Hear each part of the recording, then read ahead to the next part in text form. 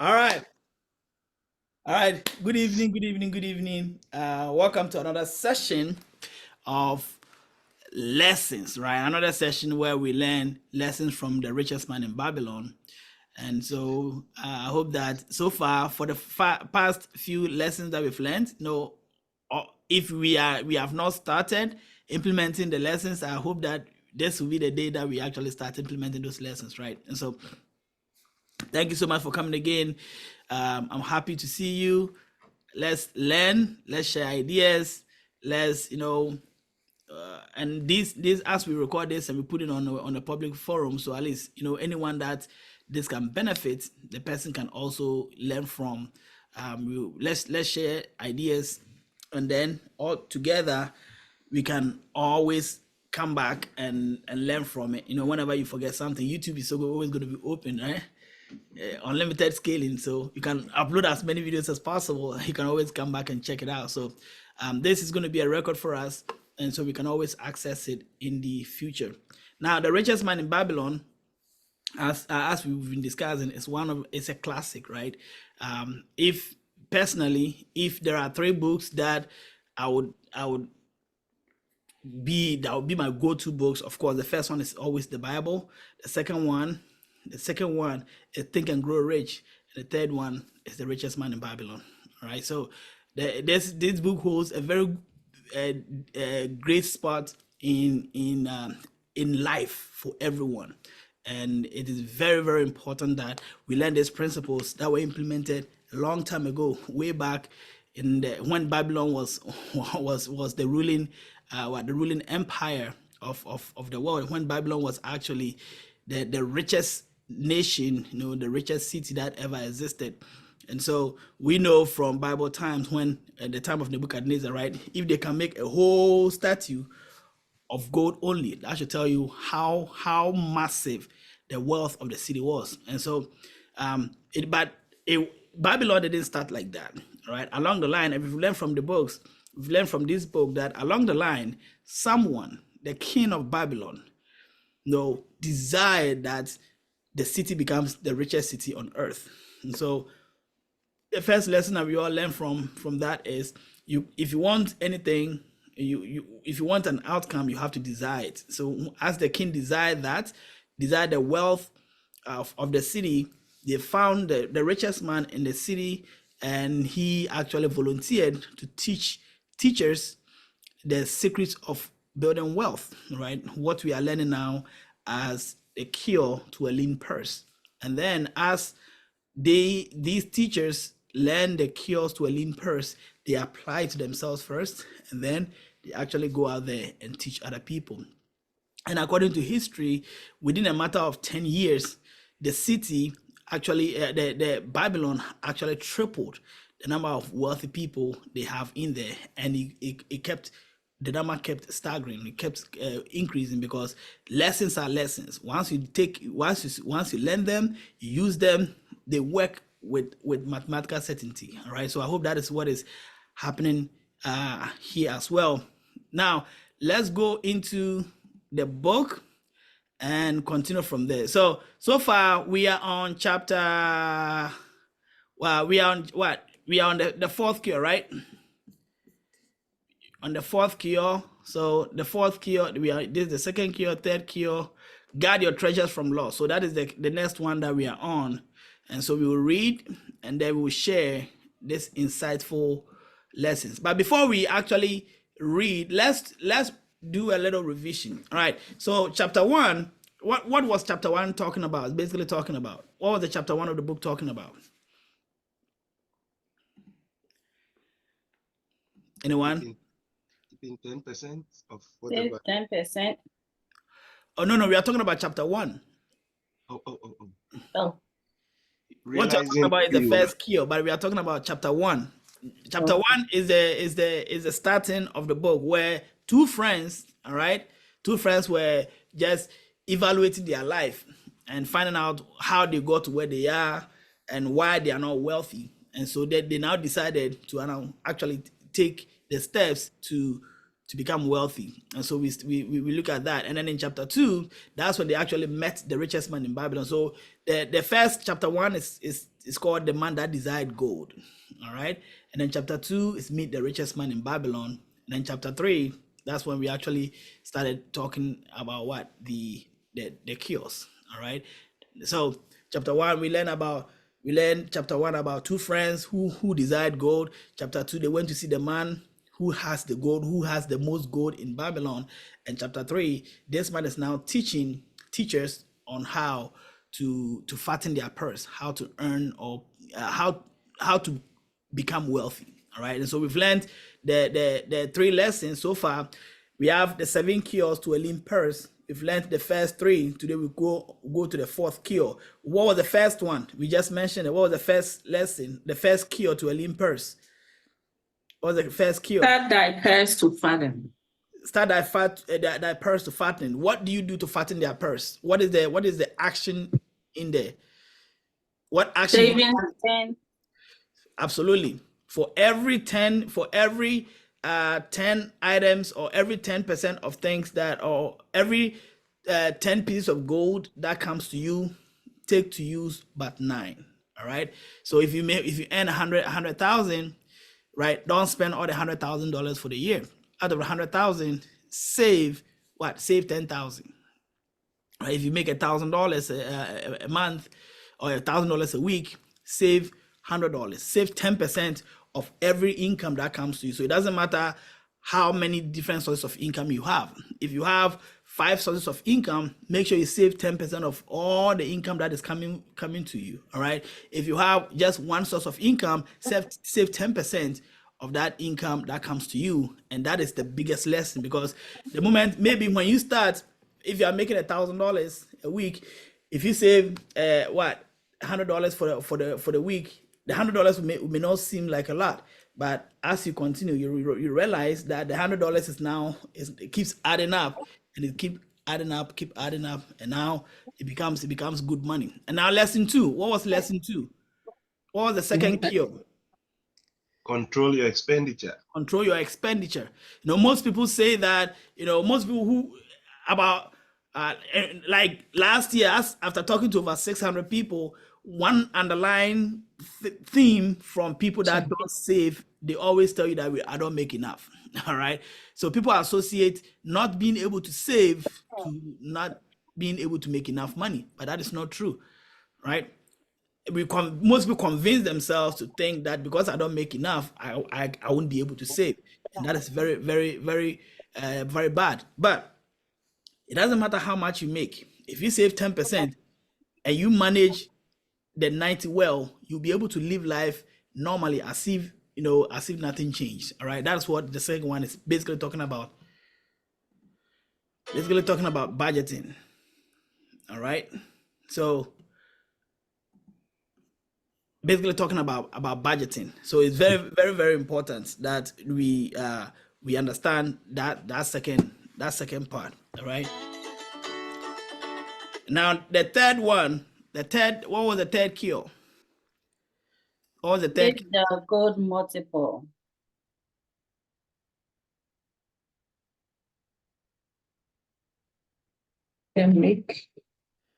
Yes, make thy gold multiply. All right, make thy gold multiply. What does it mean to make thy gold multiply? Make the 10% that you are saving, put it to work. Put it to work. Put it to work. And we talk about two types of interest. With that cure, what are these 2 types of interest?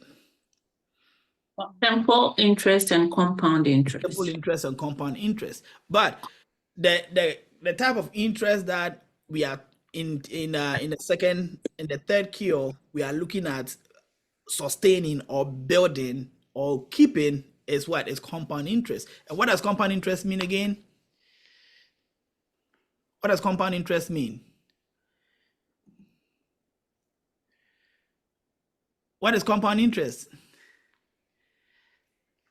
Compound interest is when whatever interest you get from your principal, you don't get out, you don't take the interest, but it keeps on adding up. So the interest and both the principal will continue to generate another interest. So the interest that you get on your principal will also be earning interest for you. Absolutely. So basically, let the children of your interest earn more interest for you, while the children of your grandchildren, your great-great-grandchildren, all those interests will add more interest for you. So you start with $100, right? You start with $100 and you earn 10% of that $100, right? Now you have what? 10% of $100 is what? $10, right?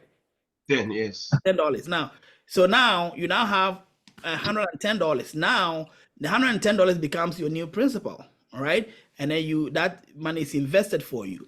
If you make another, let's say 50% or whatever interest you make on it, that interest is added to the principal and it is also reinvested for you. So you don't take the interest to spend, you are reinvesting both the principal and the interest, to make more money for you. But the concept that this book was emphasizing in the third cure is not just about the compound interest, but as you keep the compound interest, continue to keep the 10% that you are saving from the first cure. Does that make sense? So if you start from from let's say $100, and you have you make 10% on that $100, now that 10% now your $100 is $110, right? Now $110, the $100 that you are saving monthly, you should not stop because you've made some interest. So let the $110 be part of the principal, but keep adding the 10% to that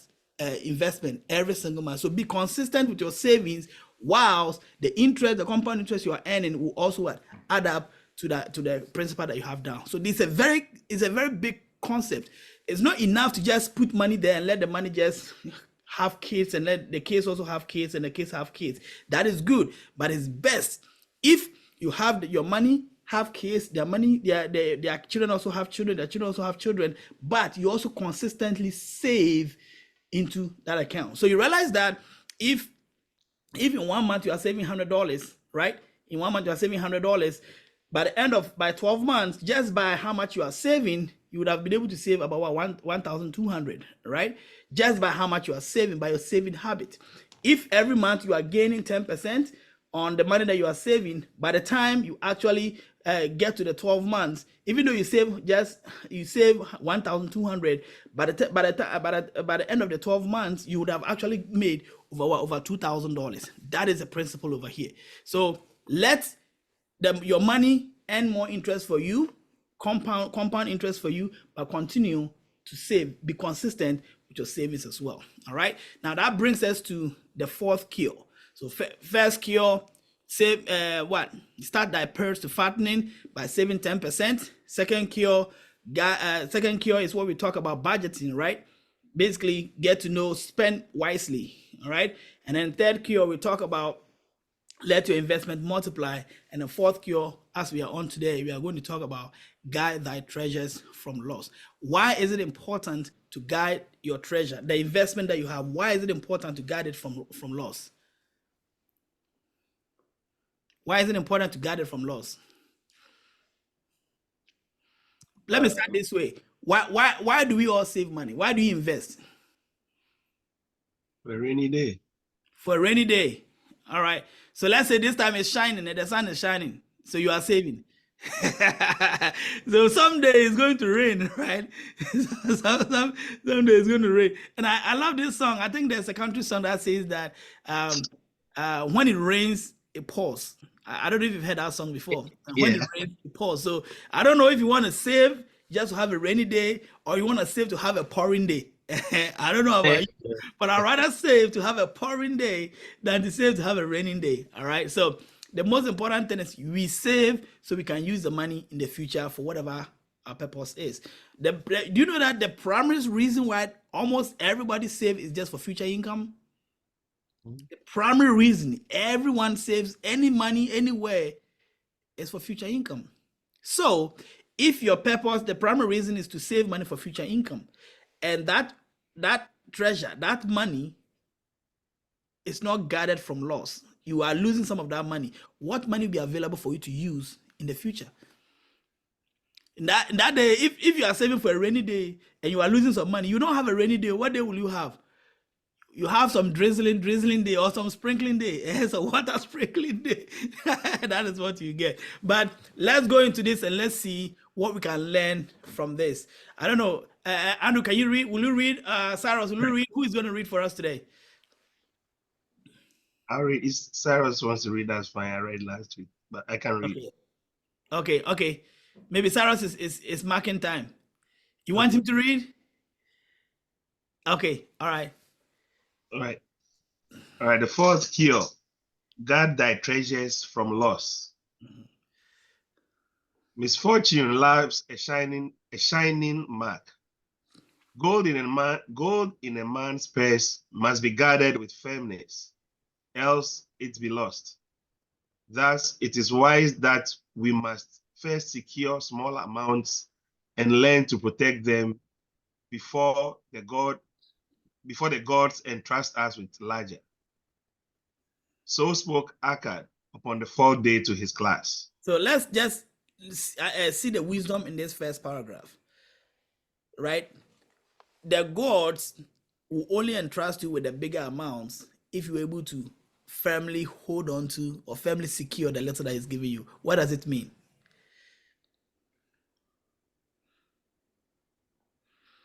You can be trusted with little things, they can be trusted with big things. Absolutely. So, yeah. Absolutely. All right, thank you. Simple. All right, let's go. Every owner of gold is tempted by opportunities whereby it would seem that he could make large sums by its investment in most plausible projects. Often, friends and relatives are eagerly entering such investments and urge him to follow. The first sound principle of investment is security for thy principal. Is it wise to be intrigued by larger earnings when thy principal may be lost? I say not. The penalty of risk is probable loss. Study carefully before parting with thy treasure, each assurance that it may be safely reclaimed. Be not misled by thine own romantic desires to make wealth rapidly. Before thou loan it to any man, assure thyself. So before we go to that sentence, this first part here talks about one thing. This first part here, we are talking about investment, right? You remember, I think I've said this before, that you cannot microwave success. You have to go through the process. You have to go and find firewood. You have to cut it into pieces. You have to now set up bring the bricks together, put it inside. You have to go through the process, right? But most people, and we see it a lot in the stock market. You remember the story I told you about my friend back in San Diego who had a cryptocurrency. He had a crypto account, and he made quite a good amount of money, and he kept it there. 2 weeks later, he saw the market now beginning to decline, and then he wanted to take the money out. The system jammed. Right at that time, he had $1.2 million in his crypto account. $1.2 million in that account. As soon as he noticed the trend, and now he was going into cash out, the system jammed. It didn't come up until after 3 days. After 3 days, he was now down to barely a little bit over 200,000. Right. So that is what happens in the stock market today. Here in America, we have people who put money in 401k, IRAs, Roth IRAs, mutual funds, any account that is in the stock market. And this is the thing.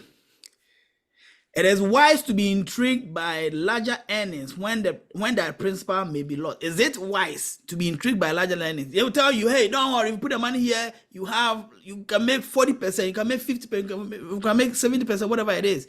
But they don't tell you can also lose 70%, you can also lose 80%.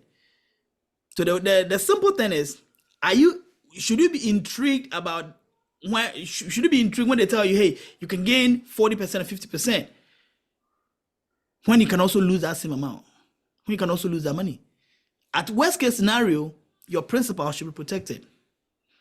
Worst case scenario, your principal should be protected. So that is one thing in the stock market of today. Many people who invest in the stock market, like I see a lot of people, like you hear on the news, a lot of people commit like suicide and do a lot of not so smart things because of what market declines. A lot of marriages break down. People lose their homes. People lose like a lot of different things because of market breakdown because they wanted quick gain, quick money, and that's what happens. All right. Be not misled by thine own romantic desires to make wealth rapidly. Be not misled. Now, there's a lot of get rich quick scheme. That this thing when I'm saying it, sometimes I feel like I'm gonna bite my tongue, right? Get rich quick scheme. Everywhere. Everybody's calling you, telling you about this plan. Oh, come and put money here. Now we all know about what happened in Ghana with Nam1, right? And so a lot of people had put money in there, and then guess what? Poof, the money was gone. Mama Alice, you have a question? Yeah, I actually have a contribution. Please. So before I get to know you or this opportunity, we had just started with Robin Hood. Okay. So every paycheck I was. This sounds like an experience. Yes, it is. Personal experience. Go ahead. So every paycheck I was putting a little bit there. I was putting a little bit there. And when I got to know about this opportunity, I stopped. Just about a month ago, I started getting an email from them that my account is in deficit, so I should. Pump more. You pump more money, So I was ignoring them, and I'm like, wait a second, I'm supposed to be getting more money and not reducing what I already have. So if so, why should I continue to give it there? Leave it there. So I just started the process, and then just 3 days ago, I withdraw all my money. Yeah, so this is some of it.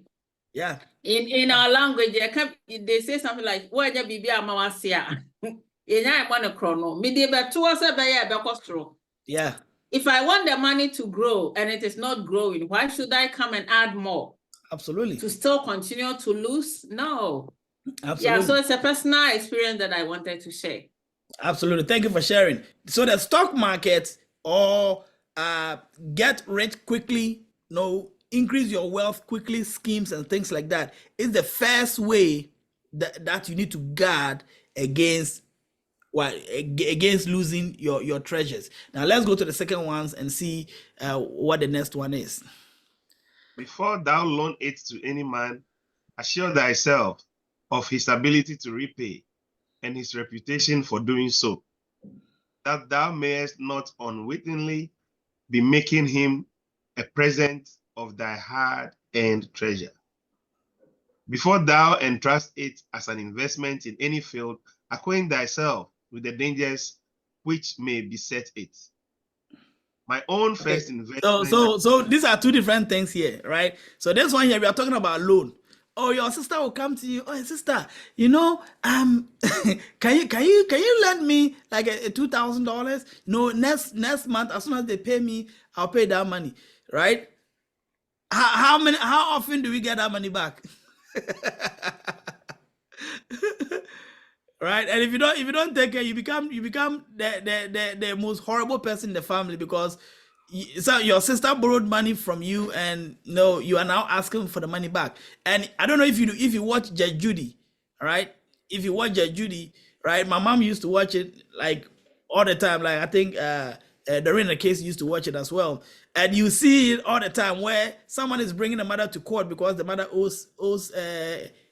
probably owes him or owes her like what, $500, or he gave $200 to add up to his mother to go and use for down payment for a car, and now the mother is not paying the money back, so he's bringing the mother to court to come and take that money. All right, this is what he's talking about. If you are giving some money to someone, here's one thing I learned from Dr. Isiama, brother Dr. Uche Isiama, right? If you are giving money to someone that is close to you, make up your mind that money is gone forever.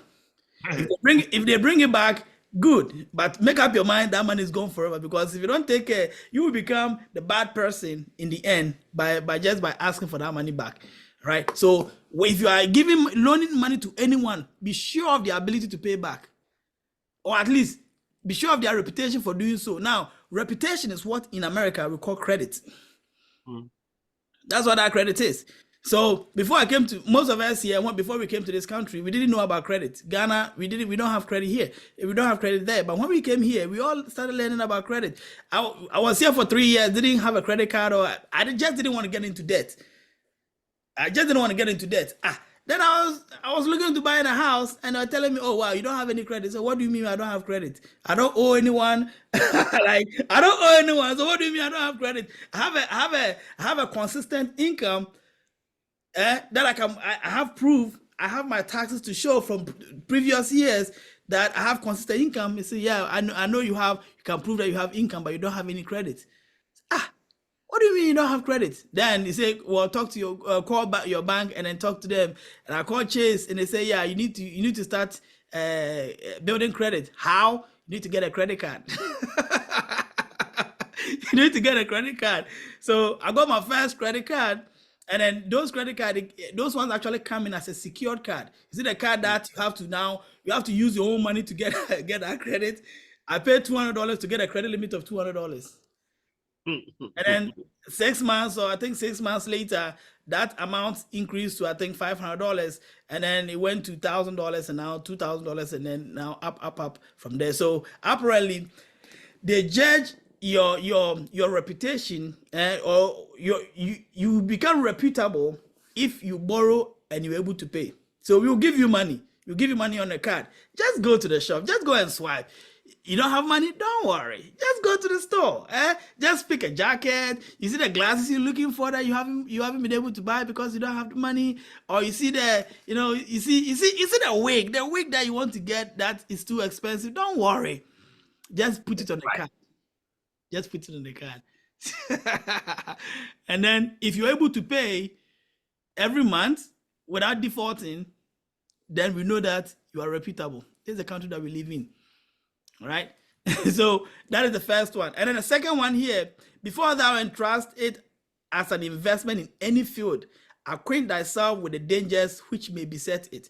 What is the major danger you want to make sure that you don't go into? For any account that you are going into, you want to invest your money into, ask yourself, is there any chance that I can lose any part of this money that I'm putting down? Is there any chance that I can lose any part of this money I'm putting down? Can I lose any part of this money? If the answer is yes, it doesn't matter how good the other parts are, run away from that investment. Because 9 times out of 10, how much you lose is going to hit you more than how much you actually gain. All right. That is why this book, written a long time ago, is advising, before you invest your money anywhere, find out the dangers that beset that account. All right. Now let's talk about, he gives his own experience here. Let's take some knowledge from it. My own first investment was a tragedy to me at the time. The gathered savings of a year I did entrust to a brickmaker named Asman, who was traveling over the far seas, and in Tyre agreed to buy for me the rare jewels from the Phoenicians. These we would sell upon his return and divide the profits. The Phoenicians were scoundrels and sold him bits of glass. My treasure was lost. Today, my training will show me at once the folly of entrusting a brickmaker to buy jewels. Don't we hear this all the time? People who have no idea, have no knowledge of what you want to do, will give you advice on what to do. How do you entrust the knowledge of jewels to a brickmaker? This is what we call specialized knowledge, and then we've learned this over and over and over again. Specialized knowledge. If you want advice about brick making, about bricks, go talk to a brickmaker, because he has a specialized knowledge in that. But if you give, this is so interesting over here. If you give a brickmaker money to go and buy gold for you, they bring home glass. That's what happened here, right? Because they don't know if it's gold or glass, because they are not experts in that field. So what it's simply saying is that do not invest or do not give your money to someone who is not who doesn't have the primary knowledge, or who is not trained to be able to execute in that field that you are giving the person. If it's a brick making, take advice from the brick maker. If you are investing in bricks, then you invest with a brick maker. If you are investing in shields, then what? Take advice from a shield maker. If you are investing with cars, take advice from what? From a car maker. But don't go and take advice from don't go and take a car advice from a bicycle repairer. You don't see someone that is riding a motorcycle. You don't see someone that is who is riding a motorcycle or has been riding a motorcycle for all his life, and then ask him what kind of car to buy or get advice on cars. If they know, why are they riding a motorcycle? Maybe it's by choice, but I can guarantee you that if they have a car that is best suited for them, they would have really gone for the car and not the motorcycle. So simply guard thy treasures from loss. Right? But thank God we are learning this. So you sit down with someone, and the person, if someone is advising you, simple thing that I will share with you. If someone is advising you on how to become wealthy, ask them, how much do you have? What is your, how wealthy are you? How wealthy are you? We have people here, especially Ghanaians living over here. Almost everybody is smart. Everybody is struggling, but everybody is so smart financially. That's why everybody is struggling. And then they will tend to give you money advice, but they are broke. How can you take money advice from someone that is broke? If you want to learn how to be broke, talk to them. They will gladly show you. All right. So let's go to the next one. Do you have anything to add on this section, on this part here? Any personal experience? Did someone invest? Did someone invest in gold? So, was somebody going to Ghana? You wanted to buy diamond, and they brought you some polished stones or something? Piram. Yeah. All right. Let's go on. All right, let's go on. So this is the last part of it. Therefore, do I advise thee from the wisdom of my experiences. Be not too confident of thine own wisdom in entrusting thy treasures to the possible pitfalls of investments. Mm-hmm. Better by far to consult the wisdom of those experienced in handling money for profit. Mm-hmm. Such advice is freely given for the asking, and may readily possess a value equal in gold to the sum thou considerest investing. In truth, such is its actual value if it save thee from loss. But just look at this for over here. Better by far to consult the wisdom of those experienced in handling money. For profit.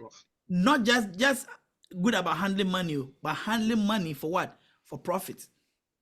So there's a lot of financial advisors out there that they handle money, all right? But how much profit do they actually make from it? So it's not just enough to just take advice from someone just because they say I'm a financial professional, or I deal with money, or I work in the bank. I know a lot of people who work in the bank that are broke, that are down broke. The fact that they work in the bank doesn't mean that they are smart financially.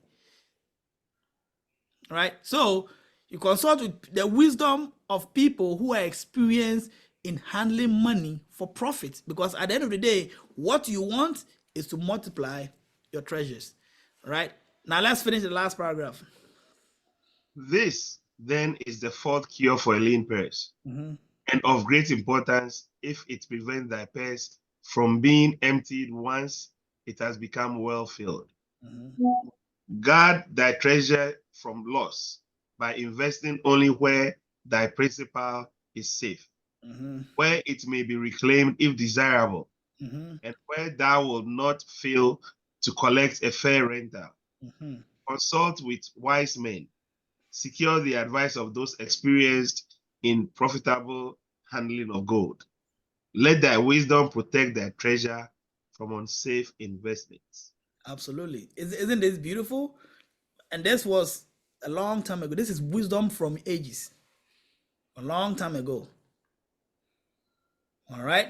All right, let's go to the next one. Let's go to the next cure. Now, do you have any questions, any contributions, any additions before we move on to cure number 5?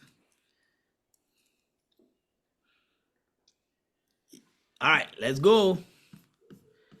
The fifth cure. This is a big one. Cure number 5. The fifth cure. Here, make of thy dwelling a profitable investment. Okay. Basically, without even going into it, what does it mean?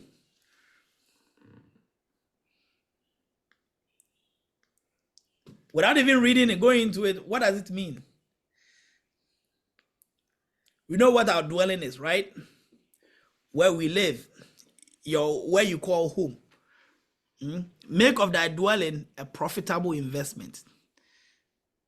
What does it mean? Oh, let's share.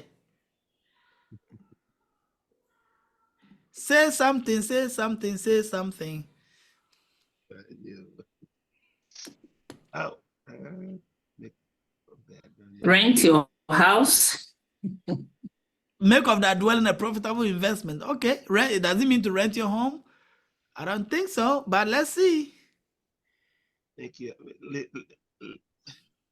How to live wisely and save money within your own home. Okay, we will see. We will see. Another one, last one, then we can move on. Last one.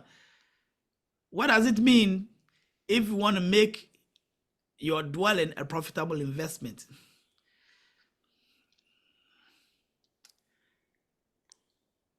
Last one.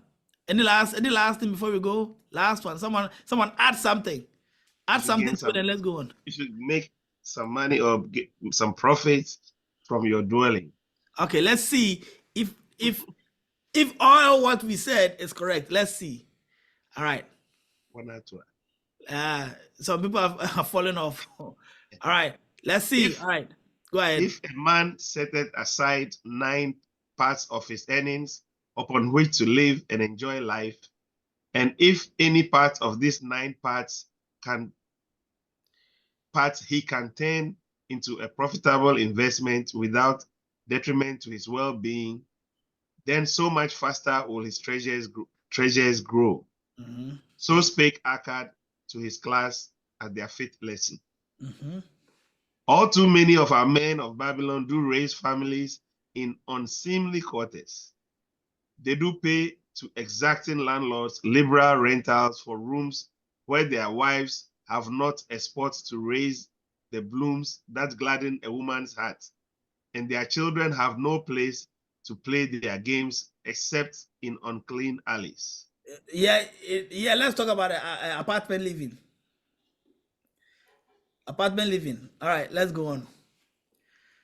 No man's family can fully enjoy life unless they do have a plot of ground wherein children can play in the clean earth, and where the wife may raise not only blossoms, but good rich herbs to feed her family. Okay. To a man's heart, it brings gladness to eat the figs from his own trees and the grapes of his own vines, to own his own domicile and to have it a place he is proud to care for. Putteth confidence in his heart and greater effort behind all his endeavors. Okay. Therefore, do I recommend that every man own the roof that sheltereth him and his. All right. So now we get a full picture. Basically saying, own where you live. Own where you live. Own where you live.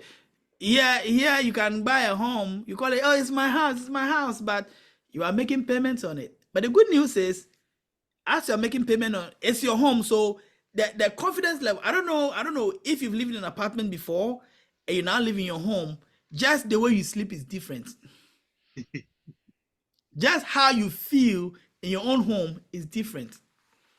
If you rent someone's home and you have a picture frame and you want to put it on the wall, you'll be thinking, this person cry. If I'm going to put it over here, when I'm ready to move, they'll ask me to either repaint the wall or something like that, right?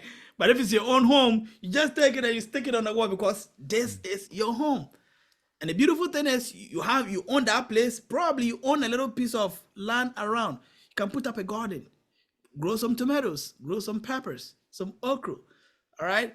Grow some spices. And so you don't have to, it's not everything that, your wife or the woman in the house should buy from the market. There are certain things that you should be able to, get from the house, right? You remember when last year, whilst I was in Ghana, people were just this basic that people even tell you, oh, I'm going to the market to buy pepper. These days, pepper is expensive. Oh, wow. And then I gave her a very beautiful response. When how much do you have? He said, I only have 2 cedis. I say, how much is the pepper? He said 2 cedis, 50 pesos. I said, wow. So 2 cedis, 50 pesos. So you are calling me so I can give you 50 pesos to add your 2 cedis to go and buy pepper. Okay, but can't you buy pepper worth 2 cedis? He said, yes, I can, but it's not going to be enough for the week or the 2 weeks that I want to use it for. I said, okay, just buy the 2 cedis. Take one of the peppers. Open it. There's something inside the called seed. There's something inside the pepper called seed. Your backyard is always warm. Get a plastic bag or just get a box or a bucket, something that can contain sand. All right, fetch sand into it. Put the pepper seed inside and then water it. Watch it for about a week. The pepper will sprout. If you take care of it, that pepper will take care of it for about 2-3 years. You never have to go to the market and buy pepper again. It's like, hey, I called you just for something small and you are giving me a lecture like this. I say, yeah, if you call someone to give you 50 pesos to add to your 2 cedis that you have to go and buy pepper, yeah, then you should be ready to get a lecture. Simple things like that, all right? There are a lot of things that we don't have to buy. A lot of things that we don't have to buy. It doesn't matter where you live, even here in the United States. It doesn't matter where you live. You can still grow. Last year, we planted a lot of peppers, like okra, pepper. We are in winter, right? The cold weather, the frost and the snow just killed all pepper trees and tomatoes outside. But the ones that we have in the freezer, we are still using them. Right? So you plant them, it will grow to give you a lot of harvest. Take them, preserve them, and then you can use them for the whole season. For those that are in Ghana, there's no winter, there's no snow, there's no frost. So that tree will sustain itself for several years, so long as you give it a little bit of some manure and some good watering. For years. There's a pepper tree in our house.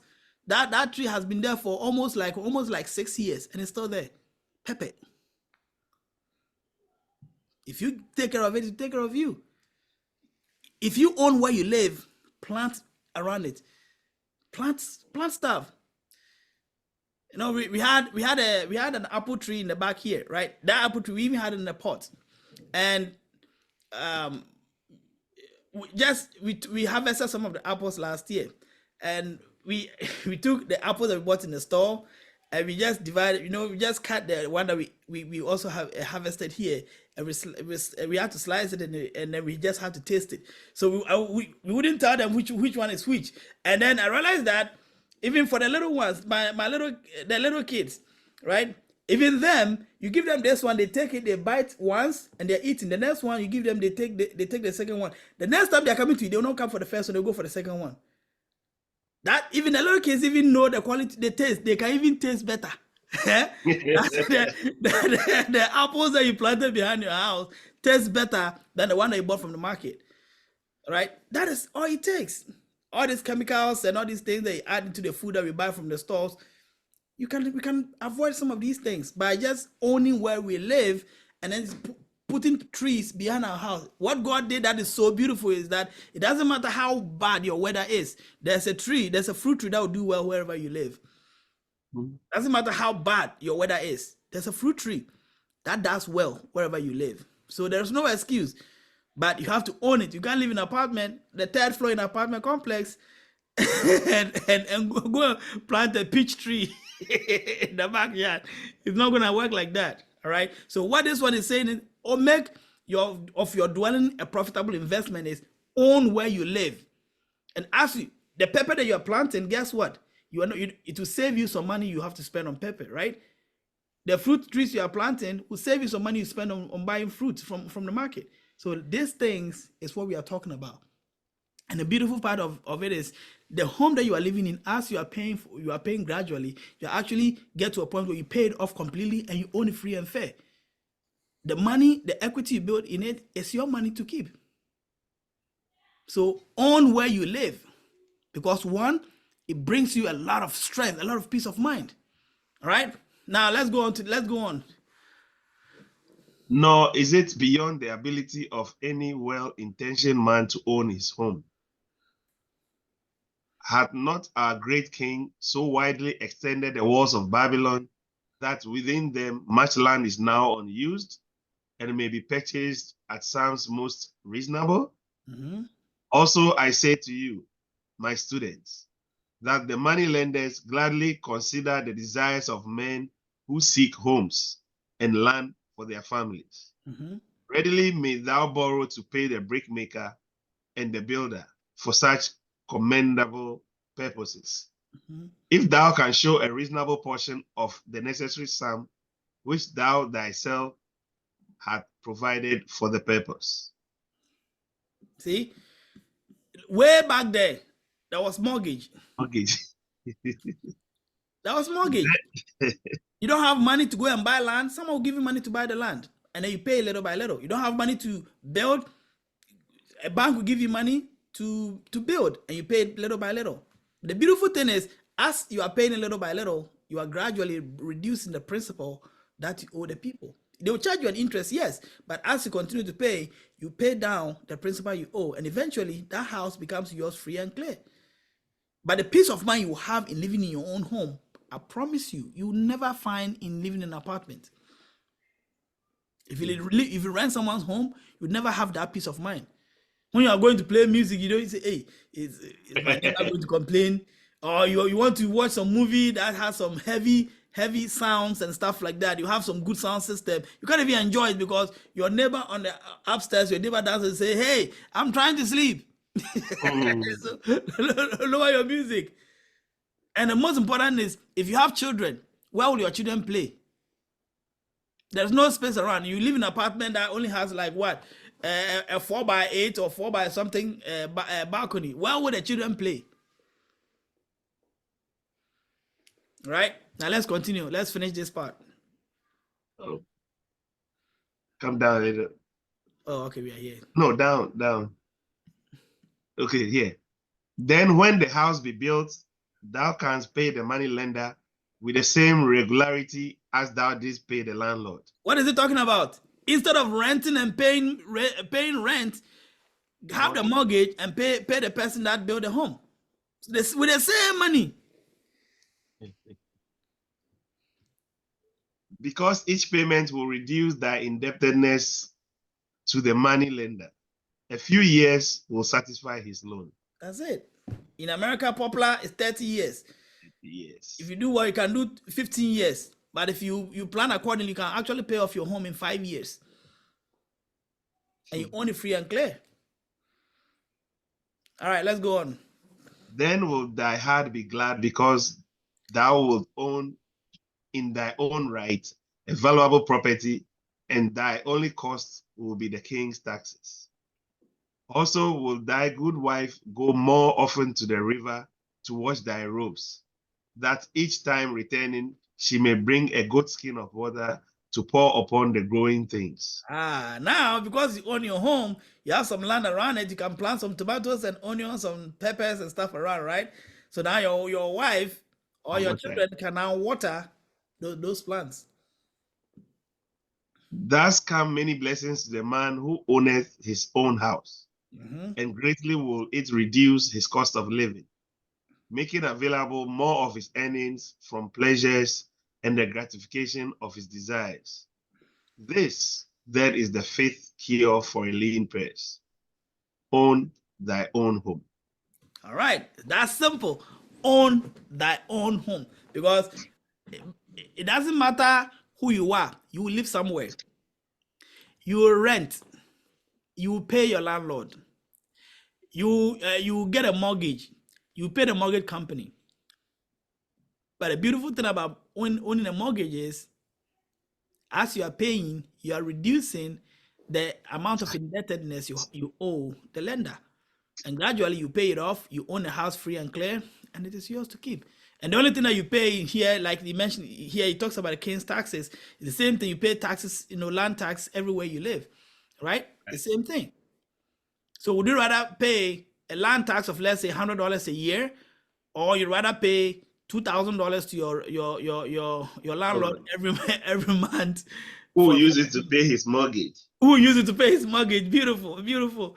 And for those of us that rent, we love renters because they pay our mortgages for us. They pay our mortgage for us. They'll pay the mortgage, reduce my indebtedness and everything, and then they live there, they enjoy it, and we also live here, we also enjoy it.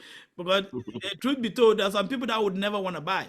So such people, let them stay renters, and they will be hopping from place to place, for a very long time, many years. They'll never have a place that they can call their own. So if you don't own where you live, you can even never really live well. Psychologically, you cannot even live well, because you every time that home you live in doesn't belong to you, right? So that is the fifth cure to a lean purse. So that brings us to the end of another session for today. And so, thank you. What are some of our what final words do we have? At least for the two cures that we learned about today. God that treasures from loss, and then now own where you live. Basically, what do we want to add to this? What any personal experience we want to relay? Yes, no, maybe so. Or nobody? No, I think with the getting your own place, one, it's something that we mostly think about, but also, like you said, some people, they just don't want to buy. All right, but like looking at it critically, like here, like I said, some people even pay more in rent than they would have paid if it was a mortgage. Yeah. Right. So yeah, that's one thing. But once again, it's not something we are used to, because from where we come from, or where we're brought up, people build their own homes. Yeah. All right. So when we come here, and we and it goes back to the God their treasures from Lord. You have to seek the advice of people who know. All right, because if you don't know, you will just come in and think, oh, I have to build my own house, just like I've been used taught. to do back But you don't know that you can rent. And even like bring the example of when we're in the army, we used to say, oh, but if I buy, the army will move me very soon. Yeah. Once again, if you know people who know, then they'll tell you, then rent it and buy another one. But then it's so, I think they feed into each other, because if you know, like the fourth cure said, if you seek the advice of someone who knows how to make profit out of money, then that person will help you. And he said advice is free. Yeah, advice is free. That person will help you to guard your treasures from loss, and then the fifth cure comes in tow. So absolutely. Now that reminds me. No, when I was stationed in Pensacola, my first duty station, right? I'm out, E3, brand new, just out of boot camp, just finished medical school. So we are now back to Pensacola to the hospital to now start work. And as I was coming, before I actually got to Pensacola, I met this older gentleman, right? Older African American man that called me and told me, "Hey son, are you married?" I said, "Yes." "So you get BAH?" I said, "Yes." I said, "Wherever you go, never rent, buy." Now, when you are ready to you are PCSing from there, Just refinance it to a conventional loan, rent the home, go to another location, and then buy again. And I took that advice with as if it was the word of God. So I went to Pensacola, and I started. Before I actually went there, I was looking, and one criteria that I said was I was only going to look for brand new homes, new constructions. All right, so that we were looking, and so before I got there were some that were being built. So I had already, qualified for one that was going to be ready in about 6 months or so. So I had to rent for about 6 months somewhere, and you know how you go to stations and new duty stations, and you have to do like financial planning and things like that. My chief at that time, came and asked me, "Hey, so where do you live?" I told him where I live. So okay, yeah, that's a very beautiful apartment. So you stay there for 2 years. When the time comes, you leave. So no, I'm not gonna stay there for 2 years. I already have a home that is being built. So as soon as they finish building the home, it should be done in the next, I think it was 5 months. Then it should be done in 5 months, and I'll move into my. It's like, are you that dumb? You are E3. This is your first duty station. You don't know anything about life, about military and stuff like that. You are going to buy a home already? I was like, yes, that's what I want to do. It's like that is he said a whole lot of bad stuff. And then when we finished the financial counseling, the financial counselor left and other people, he called me to his office, and as if he was going to give me advice, right? I was watching this guy. Then I was 33. This guy who was just ranting was 26, and this guy was just ranting and ranting and ranting and ranting. I was like, you don't know what you're talking about. And because he's my superior in the military, I just have to keep quiet and listen, right? All the things, although he was talking nonsense, I just have to sit down and listen. You know what? It was interesting. 2 years later, when I was moving, I refinanced the home. It's now in conventional loan, just like the older gentleman had advised me. All right. And now I was moving. I gave the home to a property manager to rent. Guess who rented the home? When I received the rental application, that was him. You know what was interesting? Then the mortgage we were paying was, I think it was $859, let's say $860. All right. For a 4-bedroom, 2.5 bath home. Now we rented it for $1,450, $1,450, and he gladly rented. From you. Yeah, he didn't know it was mine. Yeah. He didn't know it was mine. And I know what, as when I met him first time during my first few years with him, and when he was talking to me about this, it's dumb to buy now because you are just brand new in the military. You don't have so much money. You don't get paid so much and stuff like that. And he just told me, and that's why I found out that what he was saying was all trash. So I should just throw it away. That I live in a 2-bedroom. I rent a 2-bedroom, 2-bath home, and I only pay like $1,000. $1,000. My BH is $1,200. I only pay $1,000. I have an extra $200 that I can use for whatever it is. And I said in my head, you rent someone's 3-bedroom, 2-bath, and you are paying $1,000 for that. I am buying a 4-bedroom, 2.5 bath, brand new home, and I'm going to be paying $860. Who is doing the smart thing? So as he was talking, I was just having all this conversation in my head, and I just said in my head, you are mumu, you are dumb. Just finish talking, saying what you are saying, and then I'll walk away. He finished and say, all right, thank you, Chief. And I walk out, and he kept asking me, and I moved in. And before I actually moved in, I came to announce over there. So some of the guys came to help me move my stuff from the apartment to the home. I was like, so you actually did this? So yeah, I did. And so he actually came to the house to come and visit. He said, oh yeah, this is a nice home and stuff like that. Well, you're gonna be broke, bro. Like, and almost he just like, and anytime he met me, he just be telling me, what you did was dumb. What you did was dumb. Come to find out 2 years later, he's the one that rented a home, paying $1,450 for the same home that I was paying $864. Right. So if you take advice from somebody like this about housing, just imagine where your life will be. All right. So that is it. That is it for today. Thank you so much. Unless someone has something to add. Do you have something to add, Sarah's? Nothing to add. Mamiya has been ninja the whole time. Peggy, anything to add? Mama Doris, Mama Alice?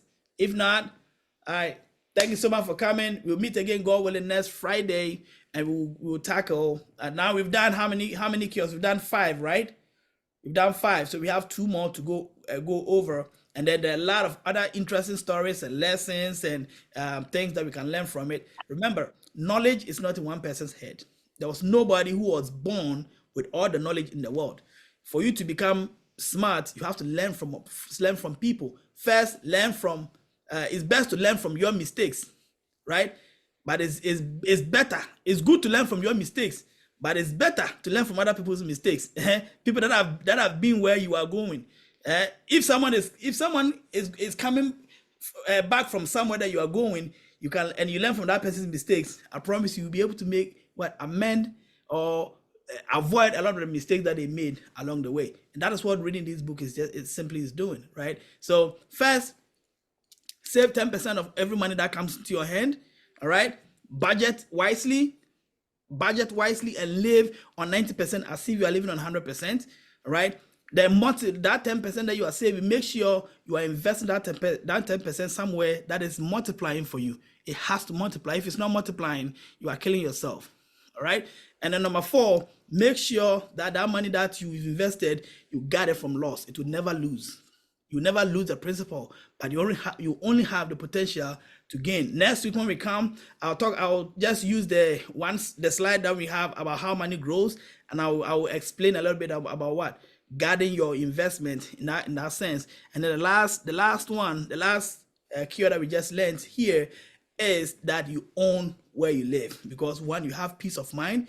2, you save a lot of money. 3, you get to live a life that you can never live in an apartment complex. All right. So thank you so much for coming. We'll see you again, God willing, next week, Friday, same time. And if Jesus doesn't come, if we don't die, if nothing happens, we will be here by the grace of God. All right. Thank you so much. Have a good evening.